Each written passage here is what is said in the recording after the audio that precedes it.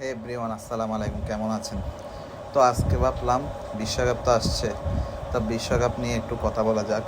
তো 2022 সালে যে বিশ্বকাপটা হয়েছে, তাদের উদ্বোধনটা আমার থেকে অনেক বেশি হাইপ ভাইব এবং অনেক সুন্দরও লাগছে। কারণ আপনারা তো দেখছেন 22 সালের বিশ্বকাপটা কই রকম উদ্বোধনী করছে জমকালোভাবে, কিন্তু তার উপলক্ষে 2026-এ তেমন একটা কিছু হয় নাই। 22-এর তুলনায় 26-এ তেমন কিছু হয় নাই। তারপর আসা যাক খেলার ভিতর। মেক্সিকো এবং দক্ষিণ আফ্রিকার খেলা, যেটা 2-0 গোলে মেক্সিকো জিতে গেছে। মেক্সিকো জিতবে স্বাভাবিকভাবে, এটা সবাই ভাবতো তাদের হোম টাউন, তারাই জিতবে বেশিরভাগ। কিন্তু এখানে একটা কুস্তি হয়ে গেছে যে একটা ম্যাচ, উদ্বোধনী ম্যাচে 3টা রেড কার্ড।